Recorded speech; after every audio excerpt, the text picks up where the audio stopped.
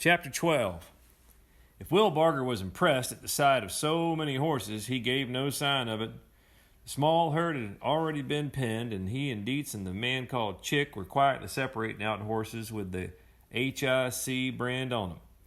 Dish Boggett worked the gate between the two corrals, letting Will Barger's horses run through and waving his rope in the face of those he didn't claim. Jake Spoon was nowhere in sight, nor was there any sign of Augustus and the Irishman. The new herd was far too large to pen.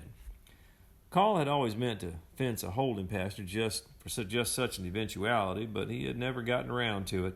In the immediate case, it didn't matter greatly. The horses were tired from their long run and could be left to graze and rest. After breakfast, he would send the boy out to watch them. Will Barger paused from his work a moment to look at the stream of horses trotting past, and then went back to his cutting, which was almost done. Since there was already enough help in the pen, there was nothing for Newt to do but stand by the fence and watch. P had already climbed up on what they called the Opry seat, the top rail of the corral, to watch the proceedings. His bay and Newt's mouse, just unsaddled, took a few steps and then lay down and rolled themselves in the dust. Call was not quite ready to rest the mare. When Will Barger finished his sorting and came over to the fence, it was her, not the captain, that he had his eye on. "Good morning," he said. "Let's trade. You keep them 38 splendid horses I just sorted out, and I'll take that mean creature you're a straddle of. 38 for one is generous terms in my book." "Keep your book," Call said, not surprised at the offer. P.I. was so startled by what he was hearing that he almost fell off the fence. "You mean you give up all them horses for the chance of having a hunk bit out of you?" he asked. He knew men fancied the captain's mare, but that anyone would fancy her to that extent was almost more than he could credit. Dish Boggett walked over, slapping the dust off his chaps with a coiled rope. "Is that your last word on the subject?" Will Barger asked. "I'm offering 38 for one. You won't get a chance like that every day of your life." Dish snorted. He fancied the gray mare himself. "I'd like to be trading a $50 gold piece for 38 nickels, he said. "It'd be like trading a $50 gold piece for 38 nickels, he said. He was in a foul temper anyway. The minute they had the horses penned, Jake Spoon had unsaddled and walked straight to the dry bean as if that were where he lived. Will Barger ignored him too. "This outfit is full of opinion," he said. "If opinions was money, you'd all be rich."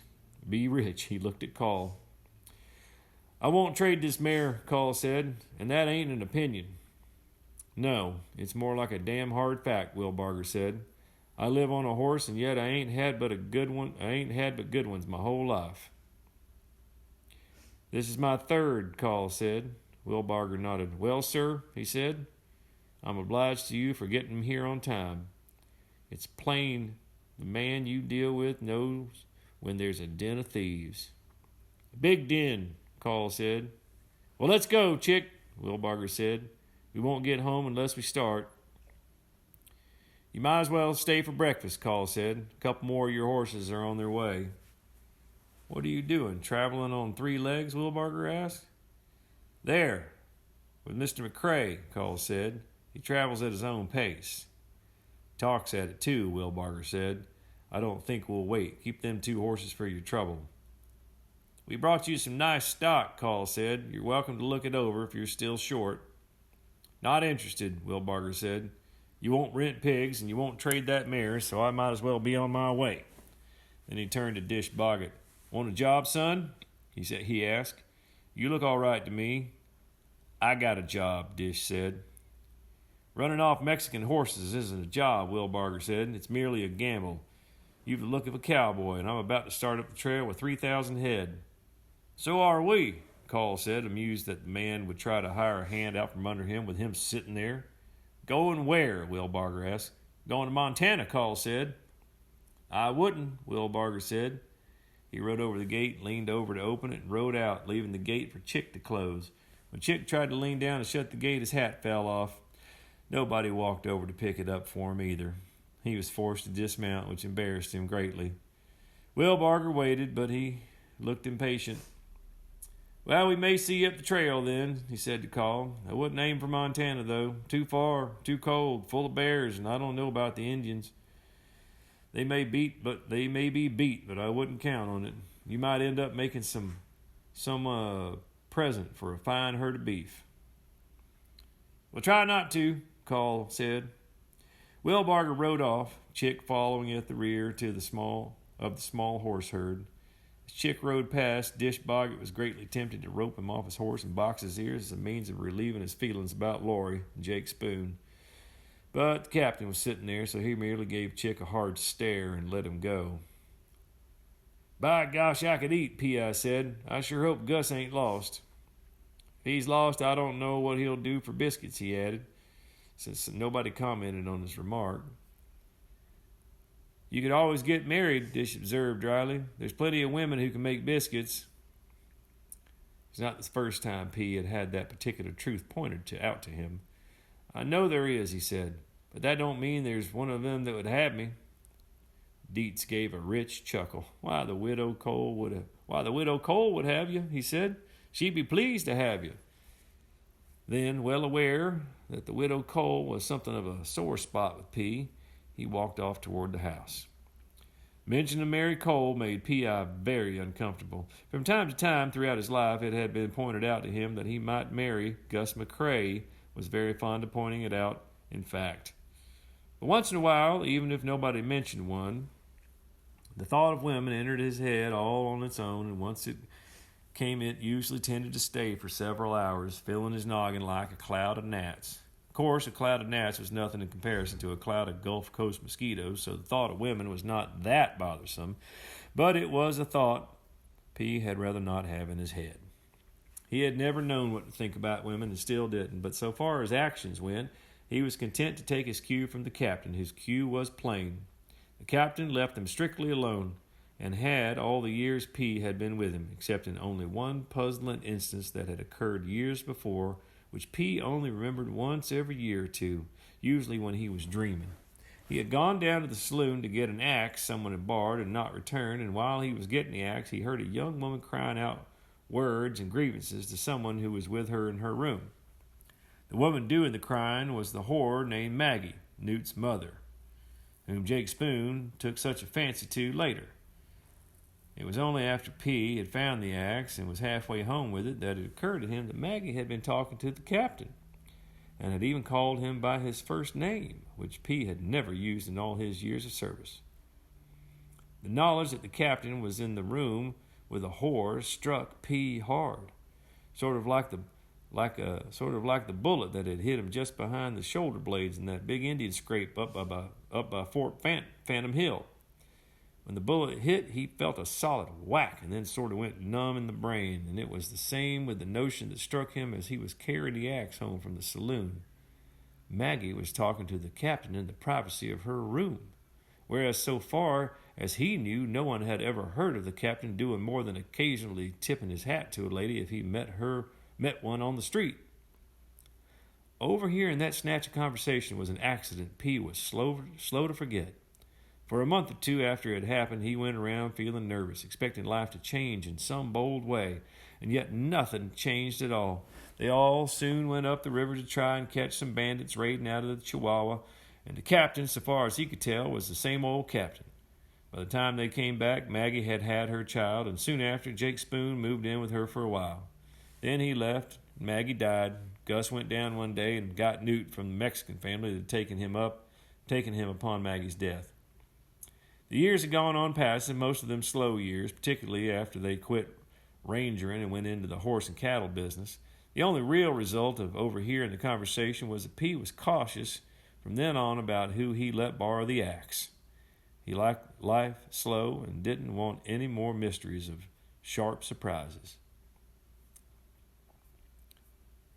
Though he was content to stick with the captain and Gus and do his daily work, he found that the problem of women was one that didn't entirely go away. The question of marriage, about which Dietz felt so free to chuckle, was a persistent one. Gus, who had been married twice and who whored whenever he could find a whore, was the main reason it was so persistent. Marriage was one of Gus's favorite subjects. When he got to talking about it, the captain usually took his rifle and went for a walk. But by that time, P would usually be comfortable on the porch and a little sleepy with liquor, so he was the one to get the full benefit of Gus's opinions. one of which was that P was just going to waste by not marrying the widow Cole.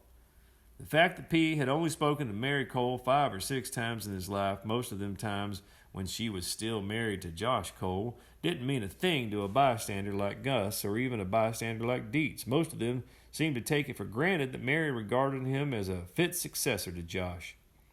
The thing that seemed to clinch it, in their view, was that while Mary was an unusually tall woman, she was not as tall as P. She had been a good foot taller than Josh Cole, a mild fellow who had been in Pickles Gap buying a milk cow when a bad storm hit. A bolt of lightning fried both Josh and his horse. The milk cow had only been singed, but it still affected her milk. Mary Cole never remarried, but in Gus's view, that was only because P.I. had not had the enterprise to walk down the street and ask her. Well, Josh was just a half pint, Gus said frequently. That woman needs a full pint. It'd be a blessing for her to have a man around who could reach the top shelf. P had never considered that height might be a factor in relations such as marriage. After brooding about it for several months, it occurred to him that Gus was tall too and educated as well. Hell, you're tall, he said one night. You ought to marry her yourself, that both of you can read. He knew Mary could read because he had been in church once or twice when the preacher had asked her to read the Psalms. She had a kind of low, scratchy voice, unusual in a woman. Once or twice, listening to it made P feel funny, as if someone was tickling the little hairs on the back of his neck. Gus vehemently denied that he would be a suitable mate for Mary Cole. Why, no, P, it wouldn't do, he said. I've done been wrung through the ringer of marriage twice. What a widow wants is someone fresh. It's what all women want, widows or not. If a man's got experience, it's bound to be that he got it with another woman, and that don't never sit well. A forthright woman like Mary probably considers that she can give you all the experience you're ever likely to need. To P, it was all just a troublesome puzzle. He could not remember how the subject had come up in the first place, since he had never said a word about wanting to marry. Whatever else it meant leaving the captain, and P didn't plan to do that. Of course, Mary didn't live very far away, but the captain always liked to have his men handy in case something came up sudden. There was no knowing what the captain would think if he were to try and marry. One day he pointed out to Gus that he was far from being the only available man in Lonesome Dove. Xavier Wands was available, not to mention Lippy. A number of the traveling men who passed through were surely unmarried, but when he raised the point, Gus just ignored him. Some nights, lying on the porch, he felt a fool for even thinking about such things, and yet think he did. He had lived with men his whole life, rangering and working. During his whole adult life, he couldn't recollect spending 10 minutes alone with a woman. He was better acquainted with Gus's pigs than he was with Mary Cole, and more comfortable with them, too. The sensible thing would be to ignore Gus and Dietz and think about things that had some bearing on his day's work, like how to keep his old boot from rubbing a corn on his left big toe.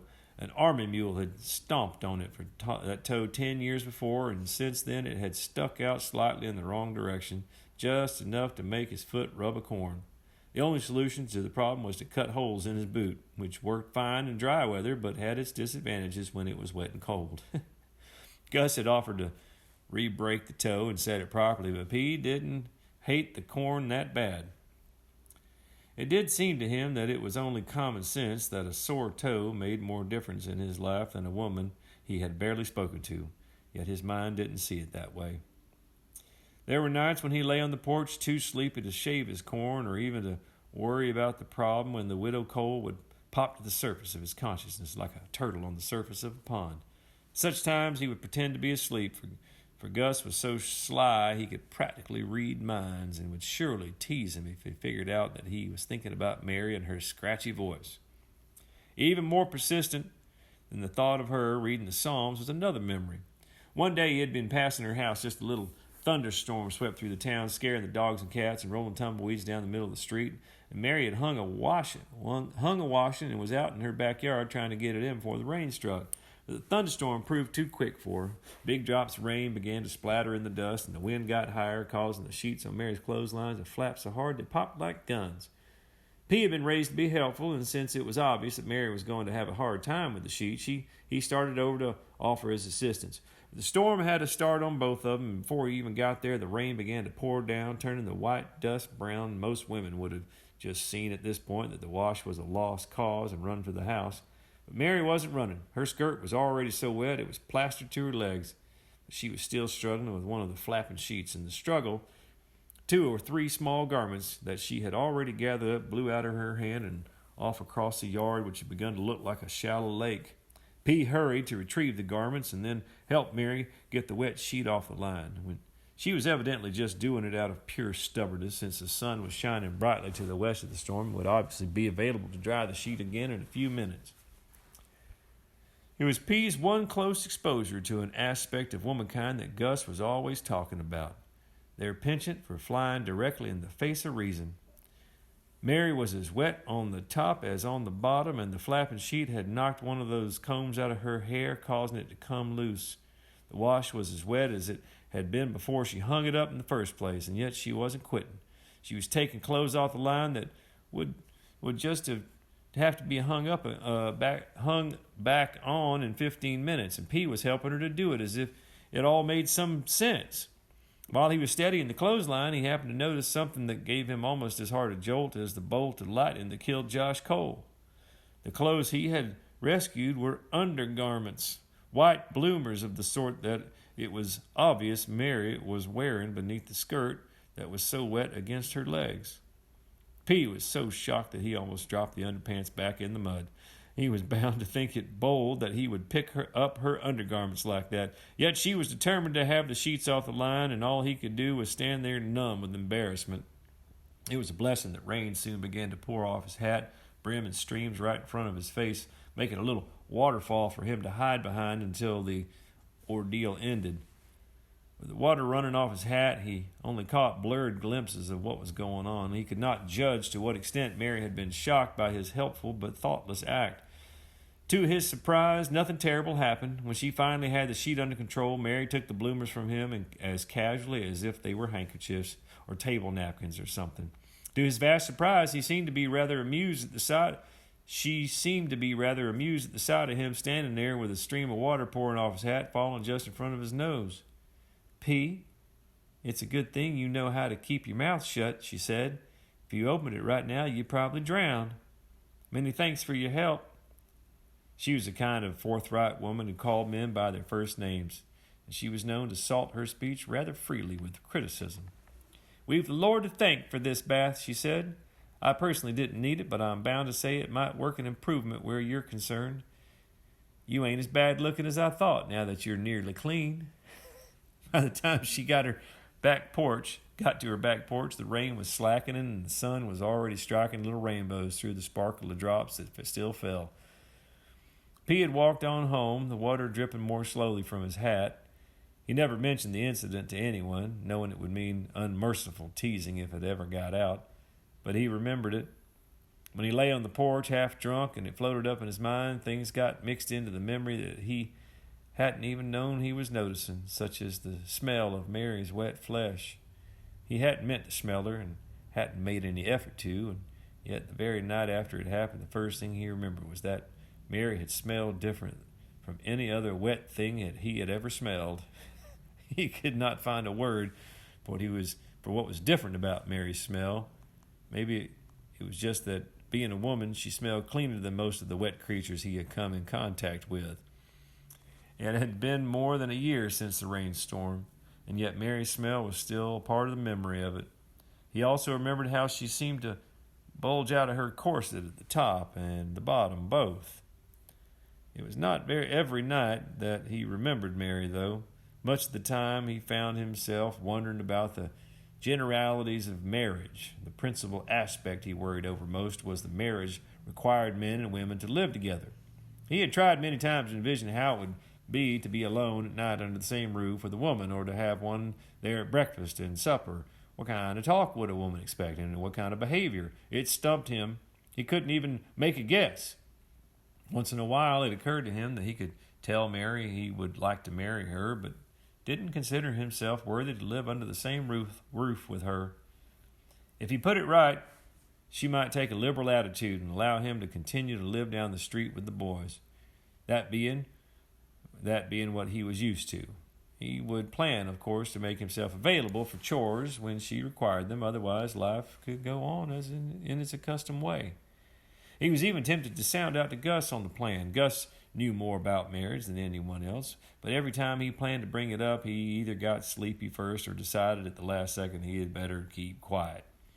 If the plan was ridiculous in the eyes of an expert, then P wouldn't know what to think, and besides, Gus would never let up on the teasing. They were all scattered around the table, finishing one of Bull's greasy breakfasts, when they heard the sound of horses in the yard. The next minute, Augustus trotted up and dismounted with the two Irishmen just a few yards behind him. Instead of being bareback, the Irishmen were riding big, silver-studded Mexican saddles and driving 8 or 10 skinny horses before them. When they reached the porch, they just sat on their horses, looking unhappy. Dish Boggett did not really believe there were any Irishmen down in Mexico, and when he stepped out on the back porch and saw them, he burst right out laughing. Newt felt a little sorry for the two of them, but he had to admit they were a comical sight.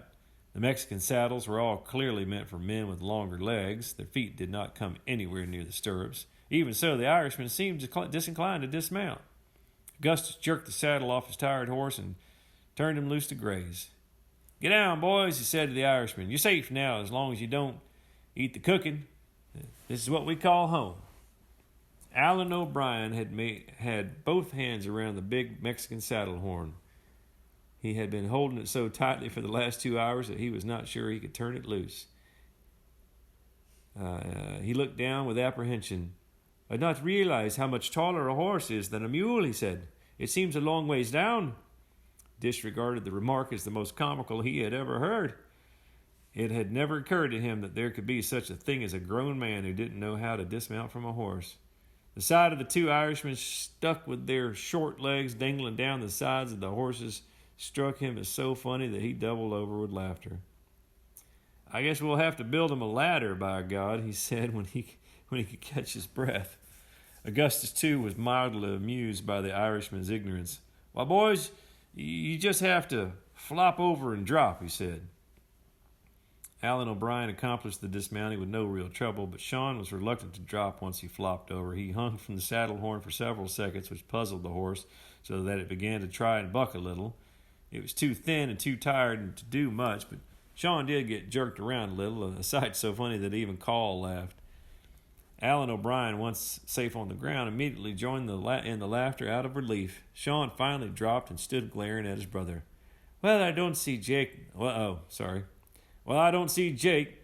That figures," Augustus said, taking himself a big dipper of water and squishing a few mouthfuls around and spitting them out to clear the dust from his throat. He then offered the dipper to Alan O'Brien, who imitated the squishing and spitting, thinking it must be a custom of the new country he'd found himself in.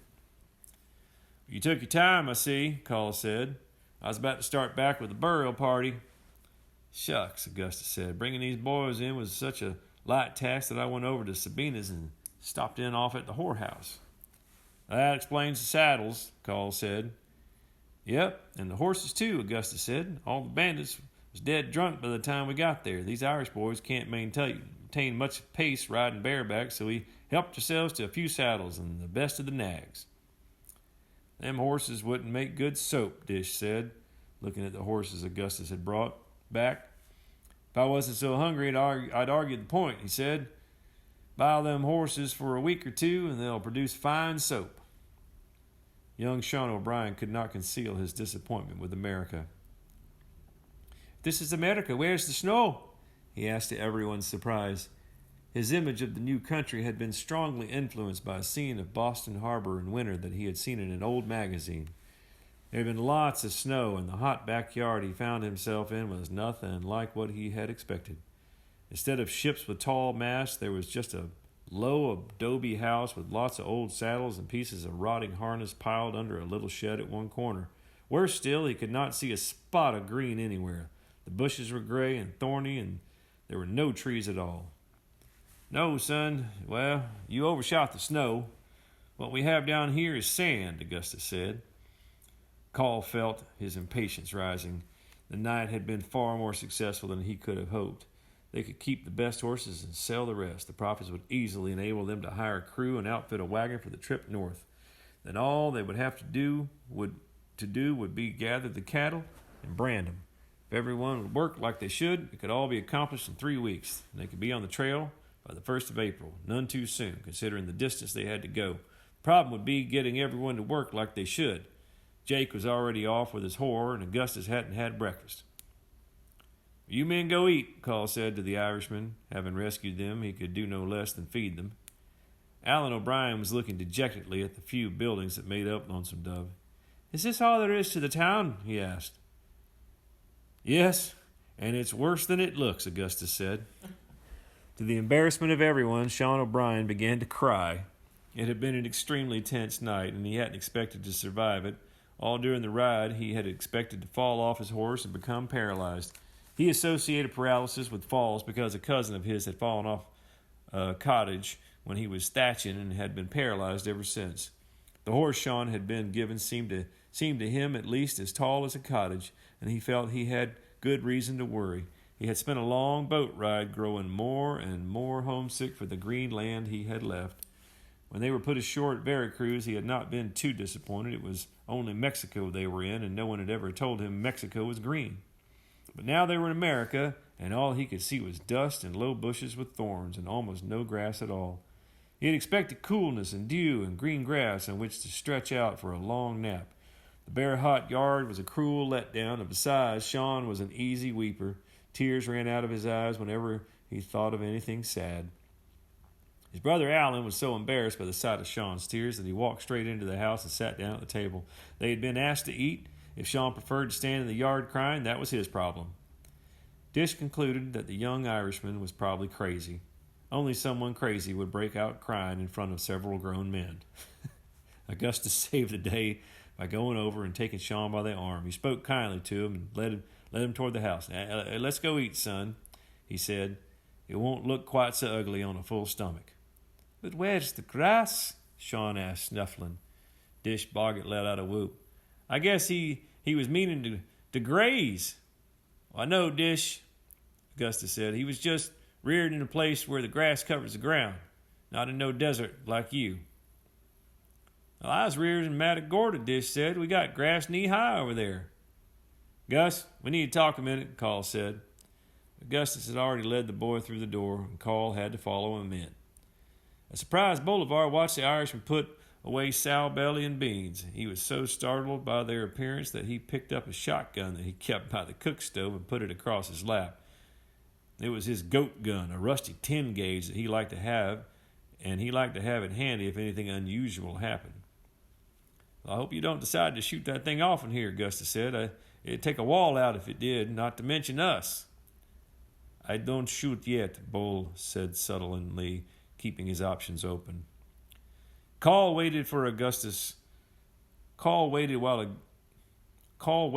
Augustus filled his plate, since there would be no getting his attention until he had food before him.